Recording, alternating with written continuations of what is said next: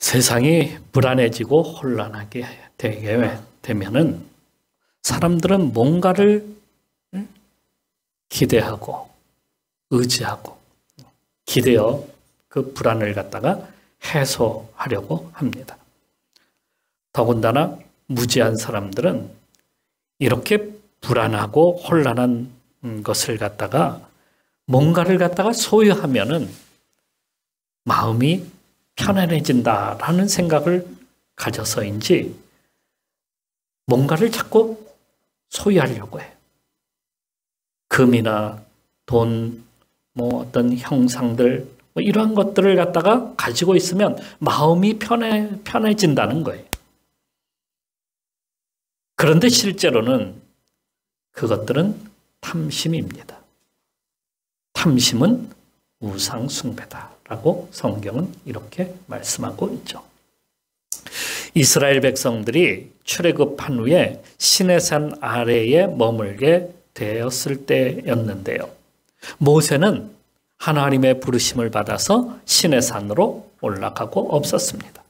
그리고 오랜 시간이 돼도 내려오지 않게 되자 혼란에 빠진 그 진영은 혼란에 빠져들고 말았어요. 이제 우리는 어떻게 되는가? 그래서 백성들이 아론을 찾아가서 아론을 갖다가 막 재촉합니다. 우리를 인도할 신을 갖다가 만들어내라 하는 거예요. 그래서 아론은 백성들에게 금을 다 모아가지고 와라. 금을 다 모아가지고 뭔가를 만들었더니 거기에서 나온 것이 금송아지였습니다. 금송아지 우상을 만들었어요. 그리고 외치기를 이 신이 우리를 애굽에서 인도하여 낸 신이다 하면서 거기다가 제물을 바치고 먹고 뛰며 막 그 밤새도록 그렇게 소리를 지르며 놀았어요. 그렇게 해야 그 불안했던 마음이 좀 뭔가 해소가 된다라고 생각을 해서였는지 모르겠어요. 오늘날에도 사람들은 이런 불안한 일이 생기거나 어떤 혼란한 일들이 생기게 되면 이상하게 무당이나 점쟁이들을 찾아가요. 점쟁이를 찾아가는 교인들도 많대요. 어떤 점쟁이가 인터뷰를 했는데 여기에 오는 사람 대부분이요 기독교인일 겁니다. 이렇게 말을 했어요. 또 그리고 자기에게 찾아온 목사가 있었는데 그 목사가 뭐라고 이야기했냐면 내가 어느 나라로 선교를 가면 좋을까요? 라고 그걸 묻더라는 거예요. 대단하죠? 조선시대는 유교가 유교를 믿었어요. 유교를 믿었다 할까? 유교를 갖다가 쫓아갔어요. 그 유교는 조상 숭배를 굉장히 중요하게 여겼어요. 조상 숭배. 이게 미신과 이게 어떻게 연결이 됐어요. 이게 무속하고 연결이 되었는데 뭐라고 이야기를 하게 되냐면 조상 숭배하지 않으면 조상신이 나타나서 끔찍한 재앙을 내릴 거다. 이렇게 말을 했다는 거예요. 그러니까 사람들이 너나 할 것 없이 어떻게 해야 돼? 제사를 지내야만 했던 거예요. 사람들에게 공포심을 갖다가 더해주면서 꼼짝 못하게 만드는 것이죠. 그러면 당시에 불교는 어땠느냐? 불교는 승려가 되면 승려는 도성 안에 들어올 수가 없었어요. 내쫓아 버렸어요. 조선이라는 나라가 불교를 금지하였고 그들의 신분은 가장 낮은 그 백정보다도 못한 신분으로 그냥 그렇게 해버리고 말았어요.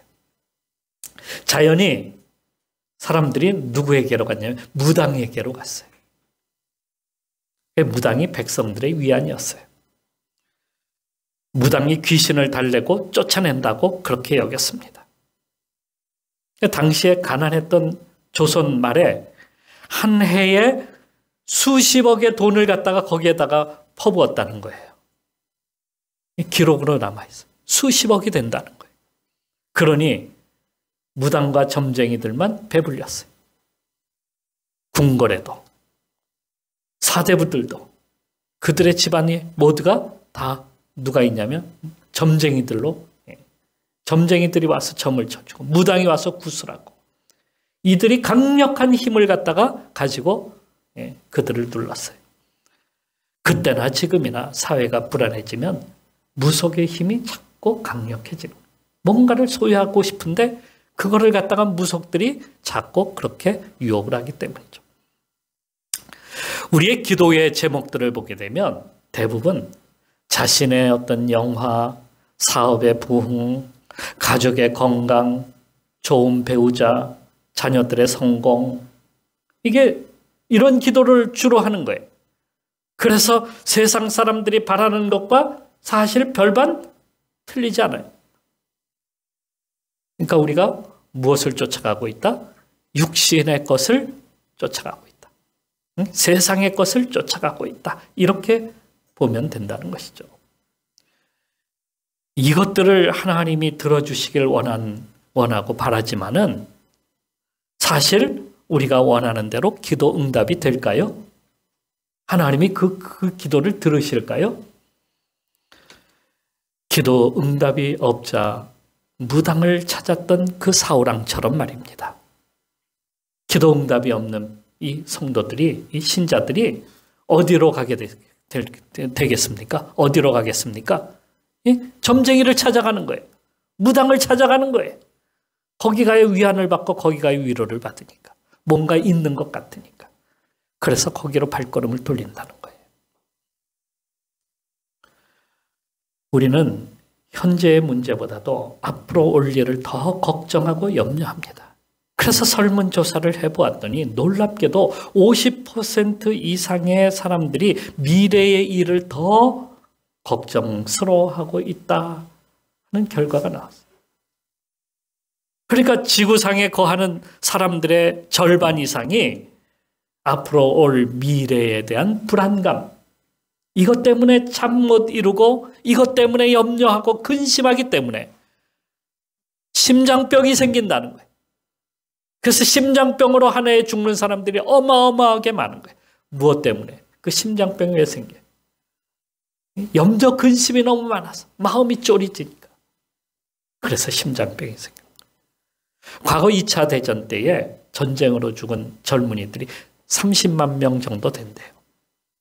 이때 미국에서 심장병으로 죽은 사람이 100만 명 이상이 된다는 거예요.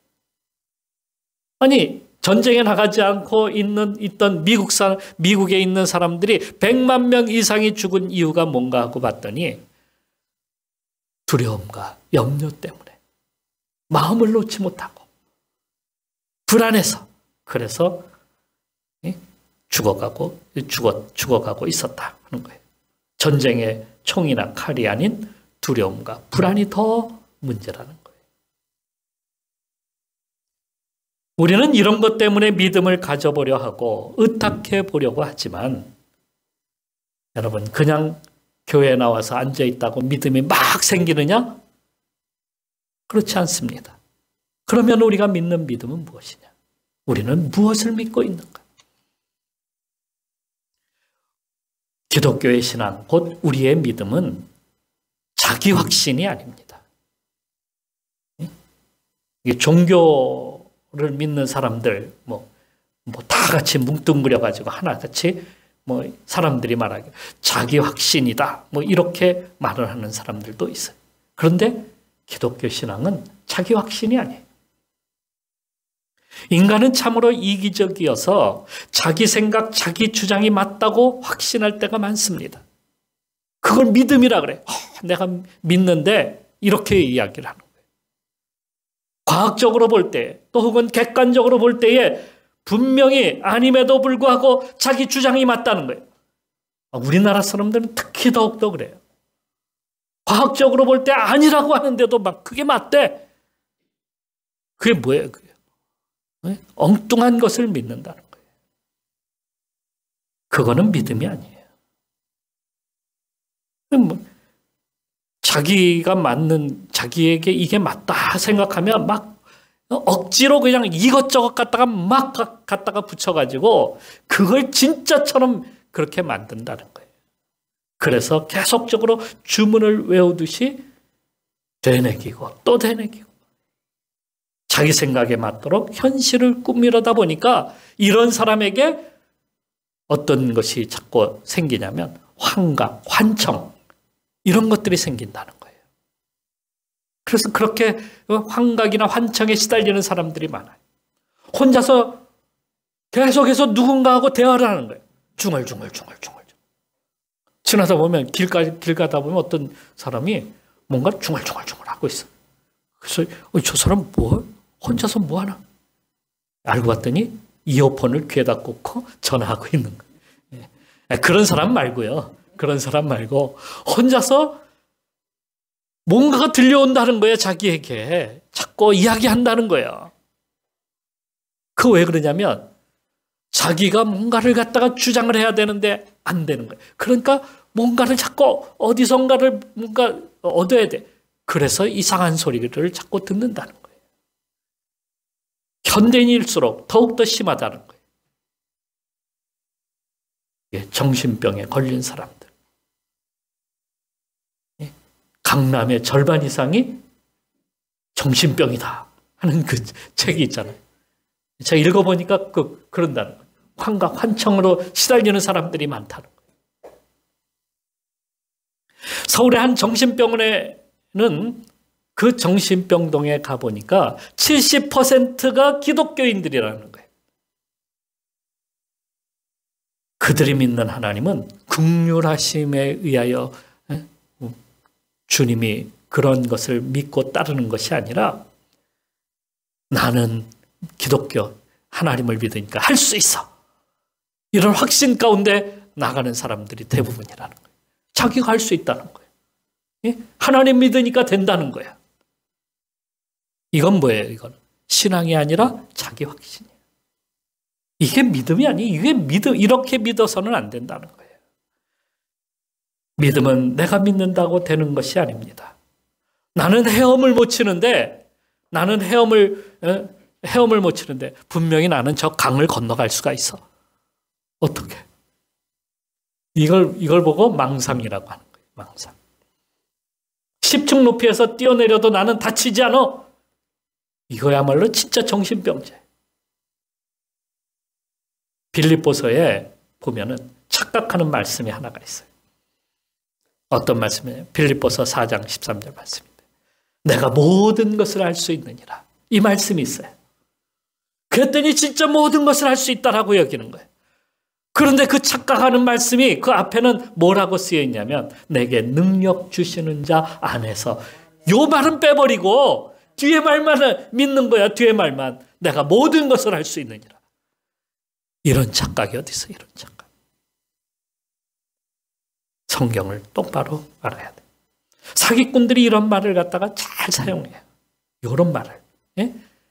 앞뒤 그건 다 빼버리고 그 말만. 요즘 거짓 뉴스라고 하는 거 보면은 앞뒤 것은 빼버리고 그것만 딱 이야기하잖아요. 그렇다니까. 그것만 이야기해요. 봐, 성경에 그렇게 나오잖아. 다 할 수 있다면. 할 수 있다면. 할 수 있다고. 너나 믿지? 그러면 나에게 3천만 원만 꽂아. 10배로 돌려줄게.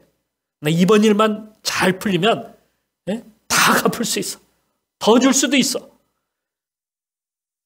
그래서 그 말을 믿고 덜컥 3천만 원을 떡 내주는 교인들이 여기도 분명히 있을 거예요. 예? 누가 그걸 이야기하면 그거 믿음 아니에요 그거. 예? 예. 그런 거 믿지 말라고. 그런 거를. 그런 것을 거짓이라 이렇게 말을 합니다. 우리 인생은 나약한 존재임을 알아야 합니다. 우주에서 지구를 내려다보면은요, 지구는 아주 작은 별이래.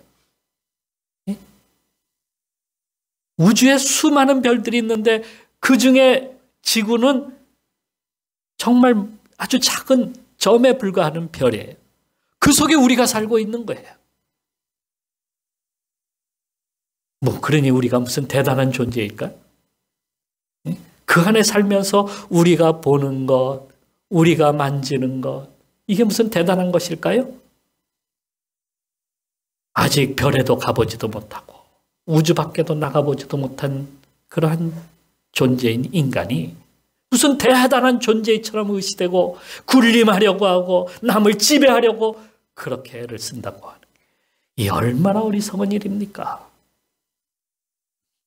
맹인이 코끼리 다리 만지고 이게 대단한 기둥인가 보다 이렇게 생각하는 것과 똑같은 거예요. 욥은 이렇게 쓰고 있습니다. 하물며 구더기 같은 인생, 벌레 같은 인생이랴. 자신을 뭐라고요? 구더기, 벌레 같은 인생이다. 이렇게 쓰고 있어요. 모세는 인간을 티끌이다. 티끌이다라고 이렇게 말을 하고 있어요. 성경 이외에도 성경에는 인생을 안개와 같다. 사라져버리는 안개. 그리고 먼지 같다. 들풀과 같다. 꽃과 같다. 떨어져 버리는. 잠깐 있다 떨어져 버리는 꽃과 같다. 질그릇 같은 인생이다. 아무것도 아니라는 거예요. 그러기에 우리는 나약한 인생을 의지하지 말고 그것을 믿지 말고 진짜 믿을 분을 믿어야죠. 어떤 분은 내 주먹을 믿어야지. 무슨 주먹을, 자기 주먹 뭐가 된다고 그 주먹을 믿어. 타이슨 앞에 가면 쪽도 못 쓸 텐데. 그죠? 예. 하나님을 믿으시기를 바랍니다. 예. 그러니까 진정한 믿음은 하나님을 전폭적으로 의지하고 바라는 것이 믿음입니다. 하나님께서 우리를 만드셨어요. 나를 창조하셨어요. 또 우리가 죄인 되었을 때에 우리를 구원하시기 위하여 아들을 보내시고 그 죄를 갖다가 구속시켜서 이제는 우리를 사랑하는 자녀로 우리를 삼아주셨어요. 이 큰 사랑을 하나님께서 우리에게 주셨다는 거예요. 그러기에 믿음은 다른 것을 보지 아니하고 나를 사랑하신 하나님만을 믿습니다. 이걸 믿는 거예요. 주님이 이루실 것이고 그날에 나에게 주실 것입니다. 신명기서에서는 이스라엘 백성이 가나안 땅에 들어간 후에 쓴 것이 아니라 들어가기 전에 모압 땅에서 모압 땅에 거할 때에 모세가 쓴 신앙 고백서입니다. 그러니까 신명기서가 그 땅에 들어간 것이 아니에요. 그 전에 썼다는 거예요. 누가? 모세가. 그래서 모세오경이라고 하죠. 모세오경의 마지막 책이 신명기예요. 그런데 모세는 가나안 땅에 들어가지 못하고 죽었어요. 근데 그 신명기서에 나오는 고백은 이렇습니다. 이미 땅을 주셨으므로 인하여 어땠다고요? 그 땅을 주셨다는 거예요. 믿음은 앞으로 올 것을 지금 현재 앞당겨서 믿는 거예요. 그것을 내가 누리는 거예요. 그래서 이렇게 고백하는 거예요. 그 땅을 주셨으므로 인하여 감사합니다. 자, 신명기 8장 10절 말씀이에요. 내 하나님 여호와께서 옥토를 내게 주셨으므로 말미암아 그를 찬송하리라. 하나님이 이미 주셨다는 거예요. 그 땅을 주셨다는 거예요. 히브리서 11장에 그대로 나오고 있죠. 믿음은 바라는 것들의 실상이요 보이지 않는 것의 증거다. 아직 이루어진 것이 아닙니다. 아직 보이는 것은 아닙니다. 하지만 믿음은 지금 그것을 보는 것이 아닙니다. 죄송합니다. 실수 그거 빼버리고. 믿음은 지금 그것을 갖다가 보이지 않지만은 지금 보는 거예요. 이루어지지 않았지만 지금 이루어진 거예요. 믿음은 그것이 내 안에서 이미 이루어졌음을 확신하는 것. 그게 믿음이다. 아브라함은 아들이 없을 때에 그가 나이가 75세임에도 불구하고 하나님의 약속을 바라보고 쫓아갑니다. 이루어질지 아닐지. 아니면 말고 본전이지. 뭐 이렇게 생각한 것이 아니에요. 완전히 그분을 신뢰하고 의지하고 믿었어요. 그 약속이 이루어질 것을 확신했어요. 그래서 그분을 따라간 거예요. 그래서 하나님을 따라서 하나님이 원하시는 대로 가나안 땅으로 가게 된 겁니다. 이게 믿음의 조상이 된 것이 바로 그런 거예요. 전폭적으로 하나님을 의지하고 믿은 거예요. 우리도 아브라함처럼 하나님을 전적 의지하는 성도가 되시기를 축원합니다. 그때 하나님께서 우리에게 더 나은 복으로 역사해 주실 것이다. 이런 믿음을 갖고 삽시다. 자, 그리고 믿음은 예수 그리스도께서 나를 구원하려고 오셨음을 확신하는 겁니다. 열왕기하 5장 말씀해 보게 되면 나아만이라고 하는 아람 국가의 장수가 나오게 됩니다. 아람국. 그는 아직도 팔팔한 나이에 나병에 걸리고 말았어요. 백방으로 의원을 찾고 자기가 믿는 우상에게 돈과 재물을 바쳤지만 소용이 없었어요. 그러던 중에 자기 아내가 부리던 여종이 하나가 있었는데 그 여종이 이스라엘에 엘리사라고 하는 선지자가 있는데 그가 어떤 병이든지 고칠 수 있다는 말을 듣게 되었어요. 그래서 이 아람의 나아만 장군이 그래? 그럼 한번 가보자.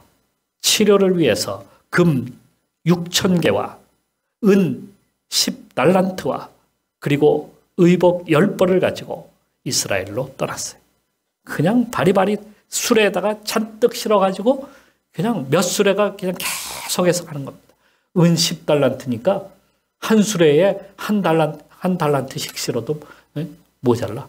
그러니까 막 엄청나게 수레가 계속 그 엄청난 금은보화를 싣고 내려가는 겁니다. 그래서 이스라엘로 떠났어요. 엘리사가 있는 곳에 당도했을 때 엘리사는 밖을 내다보지도 않고 그의 종을 시켰어요. 야, 가서 이야기해. 요단강물에 몸을 7번 씻으라. 그리하면 너의 병이 나을 거야. 이렇게 말을 하는 거였어요. 반면에 나아만은 엘리사가 뭔가 신기한 의식을 행하고 주술을 외울 줄을 알았어요.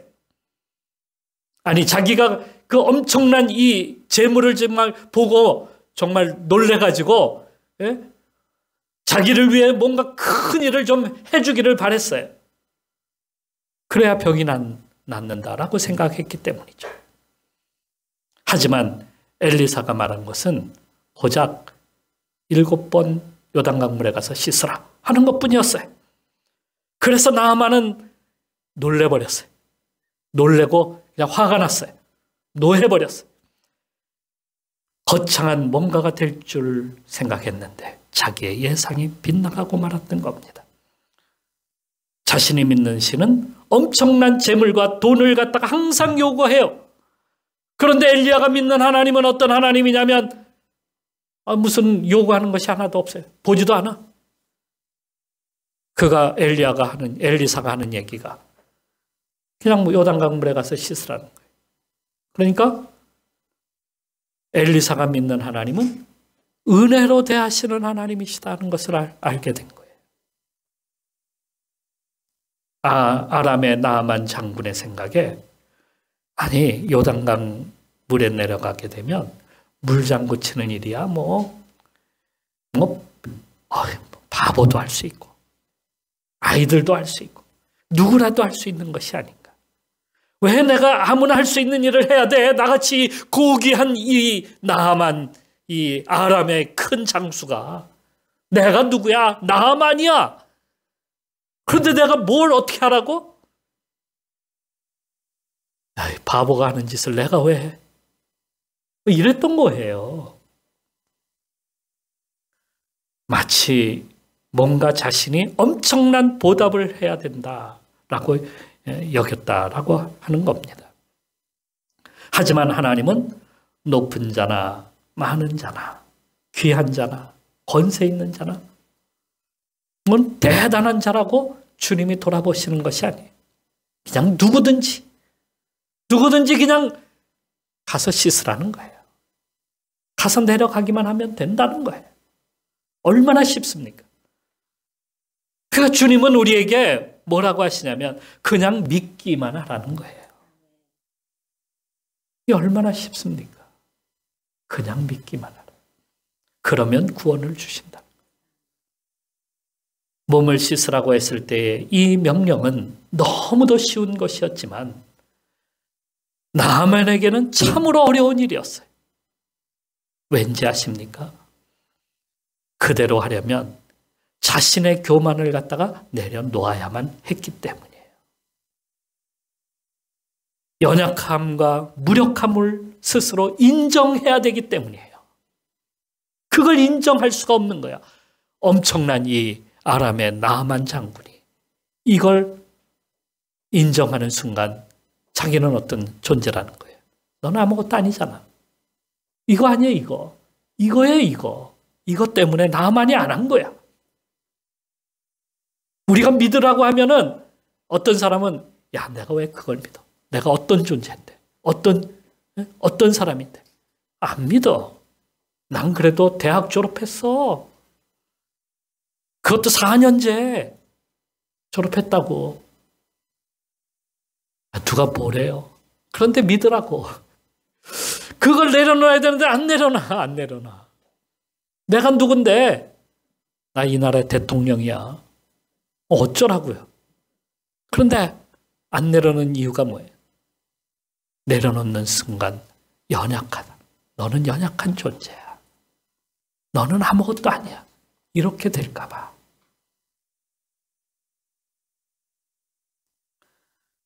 하지만 믿는 순간 그 엄청난 역사가 난다는 사실을 우리는 알아야 합니다.